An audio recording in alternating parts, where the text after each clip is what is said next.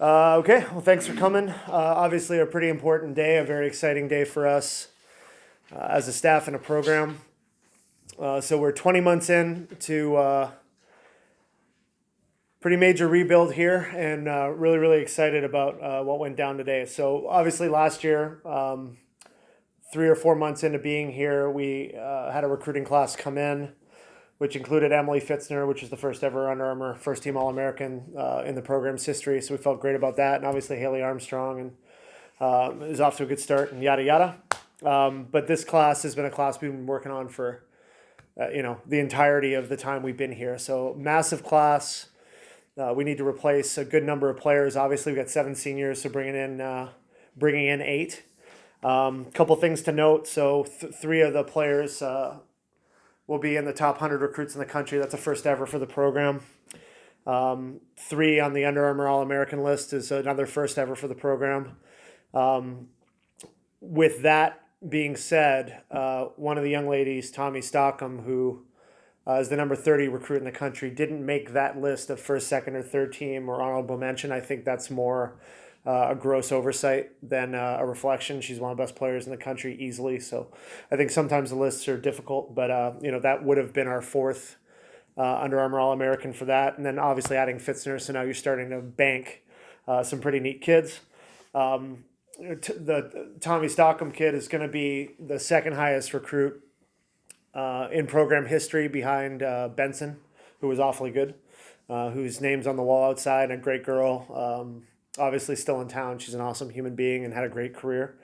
But a lot of momentum, a lot of energy. So we're expecting it to be as high as the highest recruiting class or better in the history of the program.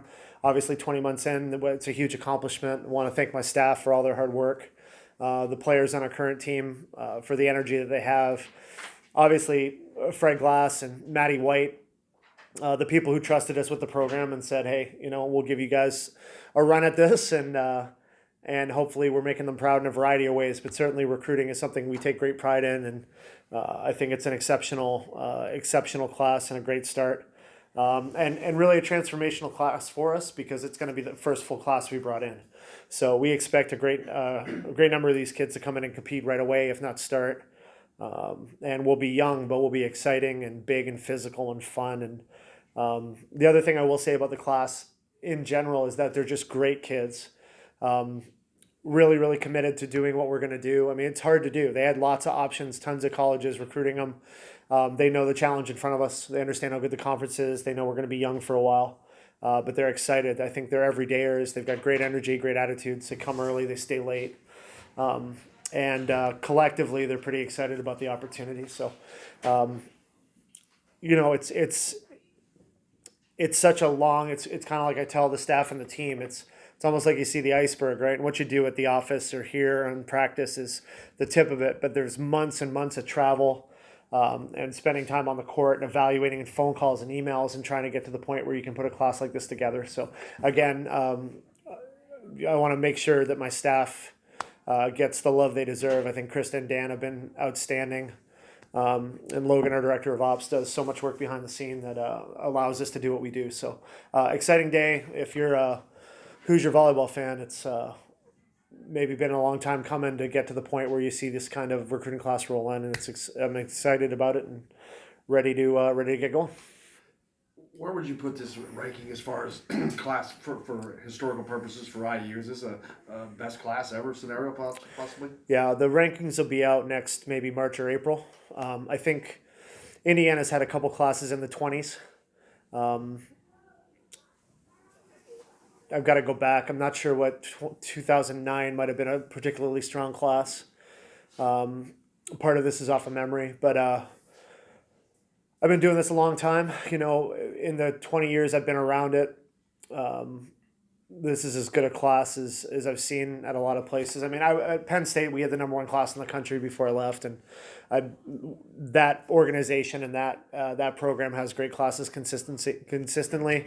My last 2 classes in Maryland were, I think, 16th and 9th, and they were exceptional. I think this is going to be in the same conversation as those.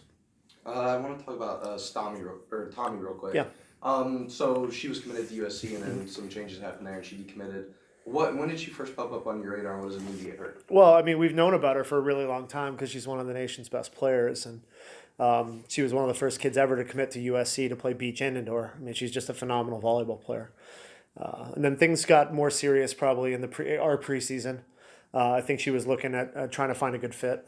So we, we do what we do. We communicated with her and got to know her, got to know the family, and she came and visited, and I think fell in love with all of it. I think the culture that we're developing and the school, the opportunity to compete in the conference. Dad was a great football player, quarterback at UNLV, and the family is phenomenal. So I think they were just looking for the right fit. And yeah, it's a little bit different than SC, and SC's got a storied program, but it's like anything else. A lot of people will look at stuff like that, and they'll look at some of the other kids who've committed, and they'll be shocked for a year, and then next year they won't be, and then 3 years from now, if we get a top 10 class, it'll be, well, it's just what happens. But there's always that initial first shock where people are like, oh, what's going on there? So it's fun when it happens because you know it's coming, and then when the day arrives, it's a pretty good feeling. With Tommy, I mean, not just getting her to decommit from USC, but also considering schools like Wisconsin, I think it was San Diego. Yeah. What do you tell her about IU? And I know it's a similar question you answered before, but why come to Indiana when you can go to a school like Wisconsin? Yeah, I think there's a lot of good programs in the country, and there's a lot of good players. There's a finite number of players, kind of like her, and a few of the girls on in this recruiting class, I think, are really elite. And I think there's a number of programs that are interested. Our stuff is pretty simple. We don't compare. What I would tell them is that it's the opportunity to play in the conference for this staff in this facility at this school, get this kind of education and this kind of opportunity, I think is really attractive to a lot of good players. And Indiana's been able to recruit well and had great players in the past. I think it's a combination of the commitment of the administration, the new facility, I think the energy of the staff. We've been as a staff, we've played and competed and won titles at the highest level. So I think that's attractive to players. A player like Tommy would be certainly attracted to the fact that she's got a great role model in Krista, who played her position and did it as well as anyone in the country. I've been able to develop some players that have gone on and do some pretty cool things. So I think it's the combination of all of it. The one thing, again, we're pretty direct. I'm not, we tell them all the time they got boyfriends and families that'll tell them how great they are. I tell them what they need to do and fix, and they got holes in their game. And if they want to come here and they're soft and they're not going to go hard and they're not going to develop, probably not the right school. But they know that coming in. There's no Jekyll and Hyde. What we are is what we are. There's a consistency to it that I think people are attracted to. And then we're fun, man. I have a great time every day. So, the ecosystem's good. The music's right. I think it's just it's a good environment to come and train.